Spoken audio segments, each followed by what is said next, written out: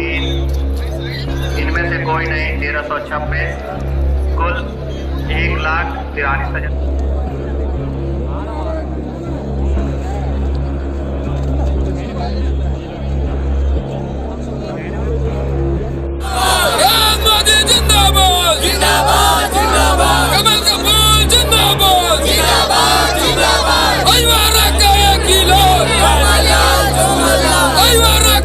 विधानसभा में नहीं लगेगा और जो अधिकारी मनमानी कर रहे थे उन अधिकारियों को अब यहाँ से जाना होगा। धान बोने के साथ साथ 30 बखत धनिया बो दिए कांग्रेस का। छत्तीसगढ़ को भाजपा ने बनाया है और भाजपा ही संभालेगी और ये नरेंद्र मोदी की जीत है और ये पूरा भारत का जीत है। जनता धान नहीं बोते बल्कि जरूरत पड़ने पर धनिया भी बो देते हैं।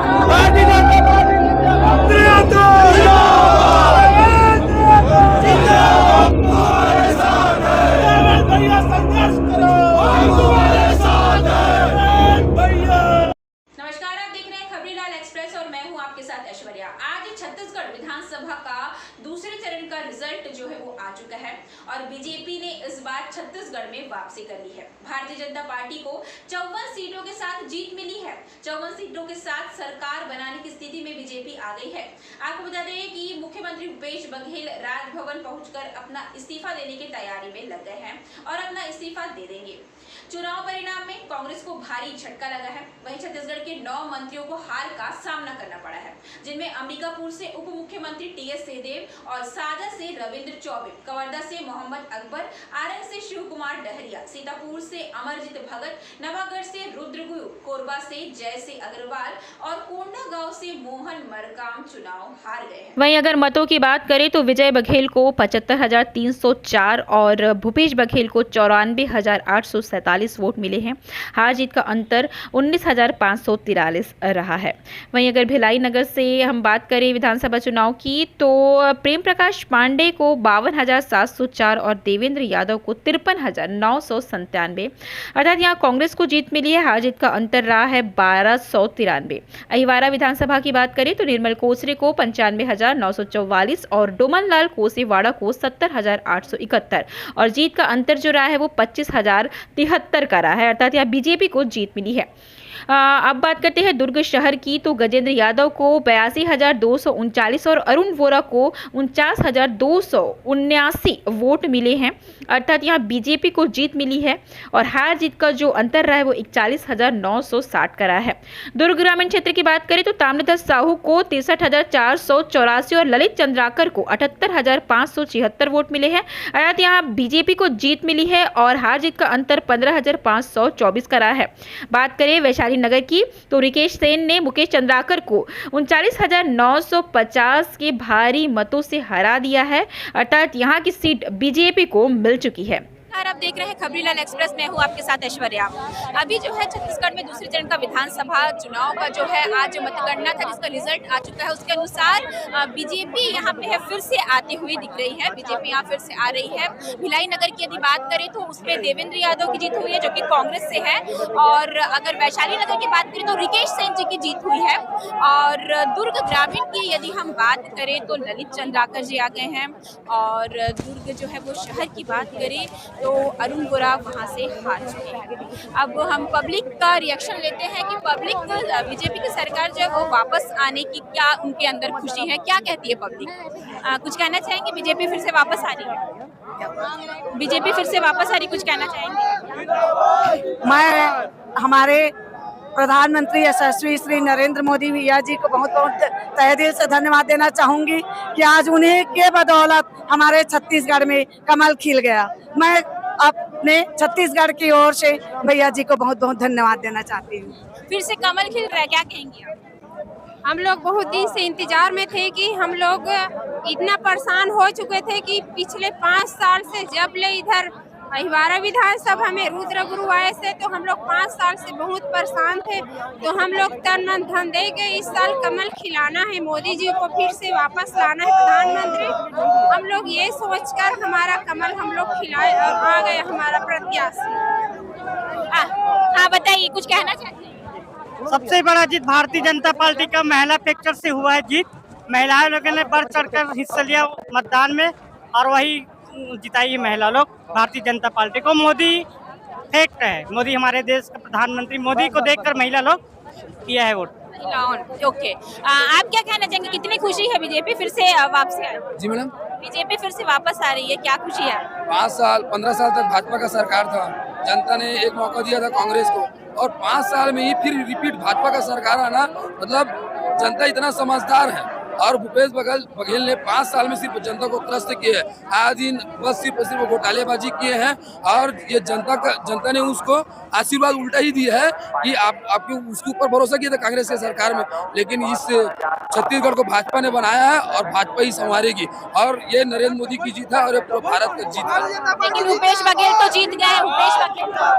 भूपेश बघेल इसलिए जीता है, थोड़ा बहुत काम उसने अपने विधानसभा में किया है, इसमें दो मत नहीं है। मैं बोल सकता हूँ, बीजेपी का कार्यकर्ता हूँ, थोड़ा बहुत काम दिखाने के लिए भूपेश बघेल ने अपने क्षेत्र में काम किया था। बाकी छत्तीसगढ़ में रोड देखेंगे ना तो गड्ढा से गड्ढा है, और उसके पाटन विधानसभा में जाके देखें ना तो ऐसे सड़क बनाया जिसमें हाईलाइट लाइट बड़ा लगा है। भारतीय जनता पार्टी फिर से वापस आ रही है, आप कुछ कहना चाहेंगे? भारतीय जनता पार्टी 5 साल में पूरा जितना भी अपने विधानसभा या जितना भी मुख्यमंत्री का जो था एरिया, या वो जो अपना मुख्यमंत्री का जितना भी वो था, वो पूरा ना 5 साल में पूरा गांव जितना जनता कार्यकर्ता थे उन लोग सब जागरूक हो गए। आजकल के जो 18+ बच्चे हैं उन लोग भी जागरूक हो गए, इसलिए सब नरेंद्र मोदी को चाहते हैं और छत्तीसगढ़ में भाजपा सरकार लाना चाहते हैं। आप बताइए। जनता को समझ आ गया है कि कौन उसके साथ है कौन नहीं है, बखूबी समझ गया जनता की भाजपा आम लोगों के साथ है, गरीबों के साथ है, सबके साथ है। इसी कारण भाजपा को आज पूर्ण बहुमत मिला है। भारतीय जनता पार्टी जिंदाबाद जिंदाबाद जिंदाबाद। छत्तीसगढ़ जनता धान नहीं बोते बल्कि जरूरत पड़ने पर धनिया भी बो देते हैं। भारतीय जनता पार्टी को लगातार दो बड़ी पटखनी देना बहुत ही बड़ी बात है, और भिलाई की जनता का विश्वास देवेंद्र यादव पे सदैव रहा है, और ये जीत का सबसे बड़ा कारण है कि देवेंद्र यादव का व्यवहार जनता के साथ, जो उनका समन्वय है, जो उनका दुख सुनते हैं और जो समस्या सुनते हैं उसको निवारण करने का जो टेक्निक है, और हमेशा जनता के बीच में रहने का जो है, चाहे वो कोरोना काल हो चाहे कभी भी, जो जनता के लिए लगातार देवेंद्र यादव जी ने काम किया, ये देवेंद्र यादव जी के जीत का बहुत बड़ा कारण रहा। और देवेंद्र यादव आने वाले समय में छत्तीसगढ़ कांग्रेस का बहुत बड़ा फेस होने वाले हैं, और देवेंद्र यादव, जो भिलाई की जनता ने देवेंद्र यादव जी पे विश्वास जताया है, उसके लिए मैं भिलाई की जनता को कोटि कोटि धन्यवाद देता हूं। जनता का जो मत है लोकतंत्र में वही सर्वोपरि होता है, और जो भिलाई की जनता ने जो विश्वास जताया है उसके लिए दिल से धन्यवाद। देवेंद्र यादव को फिर से जीत गए हैं, आप कुछ? देवेंद्र भैया की जीत के पीछे सबसे बड़ा जो कारण अगर हम देखते हैं, कद्दावर नेता को लगातार 2 बार हराना, उनकी मेहनत, उनका काम, उनका व्यवहार, भिलाई की जनता का प्यार, ये उनके जीत का जो है आधार। आप बताएं कुछ, देवेंद्र यादव जी जीते हैं इस बार फिर से, क्या कहना चाहेंगे, कितनी खुशी है आप? नहीं, बहुत ही खुश है हम लोग। वो अपने व्यवहार और अपना खुद के कर्म, जो भी एक जनप्रतिनिधि का जो दायित्व होता है, उन्होंने लगातार 5 वर्षों तक भली भांति निभाई। मेरे ख्याल से, मेरी जानकारी में, भिलाई विधानसभा में ऐसी कोई गली नहीं है जहां देवेंद्र यादव, ऐसा कोई घर नहीं जहां जिस घर तक देवेंद्र यादव न पहुंचे। तो हम लोग बहुत बहुत उनको कोटि कोटि बधाई देते हैं। जनता का प्यार है, आभार व्यक्त करता हूं वैशाली नगर की जनता का, सत प्रणाम करता हूं कि इतना प्यार, अद्भुत अद्भुत अद्भुत, यही उनका जो आशीर्वाद मिला है, जीवन भर में ऋणी रहूँगा। और विज़न साफ है, सरकार अब बन चुकी है, और अब बजट की भी चिंता नहीं है। जैसा चाहेंगे वैसा विकास कार्य करेंगे, वैशाली नगर को एक स्वरूप देंगे। अब वैशाली नगर के टैक्स का पैसा वैशाली नगर में लगेगा, दूसरे विधानसभा में नहीं लगेगा, और जो अधिकारी मनमानी कर रहे थे उन अधिकारियों को अब यहाँ से जाना होगा। निगम की शहर सरकार को किस तरह से उखाड़ फेंकी? नहीं, निगम की शहर सरकार जो बनी है, अभी इस पे तो देखेंगे, लेकिन जो अभी वर्तमान में नगर निगम की कार्यशैली अच्छा हो, नगर निगम के अधिकारी जनहित में काम करे, शहर हित में काम करे, निगम हित में काम करे, इस पे ज़्यादा फोकस किया जाएगा। पहले वादे क्या रहेंगे भैया जीत के बाद? वादा करने का समय चला गया, अब सिर्फ काम करने का संकल्प था, और उस संकल्प को लेकर हम आगे बढ़ रहे हैं। कैसे हम महतारी बंधन योजना के माध्यम से 1000 रुपया जल्द से जल्द महिलाओं के खाते पे आए, उसकी चिंता करना आवश्यक है। 32 तालाब हैं वैशाली नगर विधानसभा में, उसका सौंदर्यीकरण कैसा हो उसकी चिंता करना आवश्यक है। मूलभूत सुविधा आज भी नहीं है। घासीदास नगर जो आज नगर निगम की आयु 23 वर्ष हो गई है, लेकिन घासीदास नगर वैसी का वैसी है, उसको नए रूप से डेवलप करने की आवश्यकता है। हर वार्डों में लगभग मेरा जो अंदाज़ा है 20 करोड़ रुपए की राशि लगेगी। इस 5 वर्षों में एक नया स्वरूप देना है। हमारे यहाँ जो अस्पताल है, आंगनवाड़ी है, मितानों की कार्यशैली है, सीआरपी जैसे रेगुलर नहीं है, उनको मानदेय भी नहीं मिलता, उसकी चिंता करना है। ऐसे बहुत सारी जो है कन्या महाविद्यालय होना चाहिए। हमारी जो बच्चियां हैं अब पटरी के उस पार अध्ययन करने ना जाएं, ये पटरी के इसी पार उनके पास साफ सुथरी व्यवस्था हो।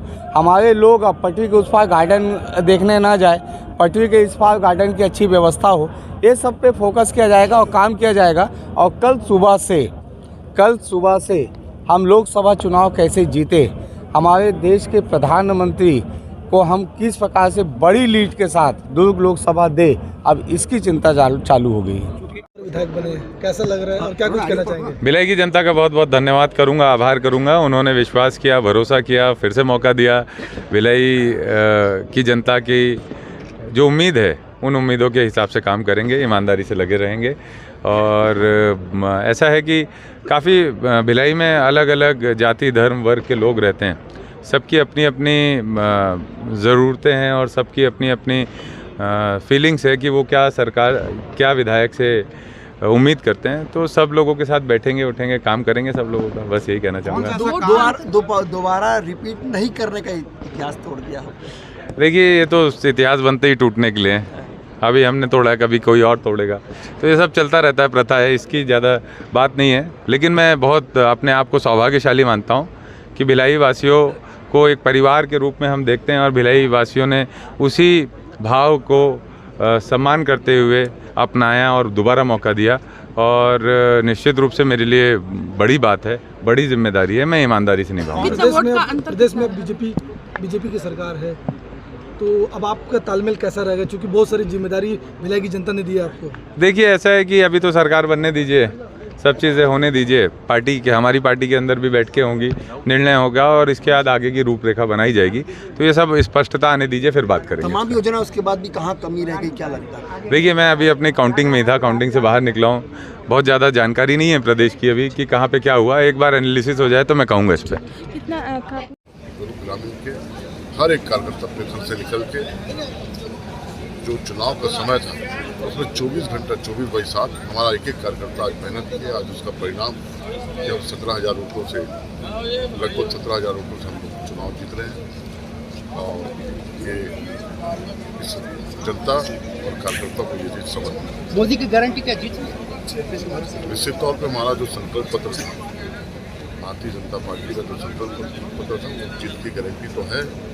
और उसमें जनता ने उसको स्वीकार किया, जनता ने उसको समझा और जनता ने हमारे जो संकल्प पत्र था उसको माना कि भारतीय जनता पार्टी जो कहती है वो करके दिखाती है। तो हमारे जो संकल्प पत्र उसको स्वीकार करते हुए भारतीय जनता पार्टी को भरपूर समर्थन जनता ने।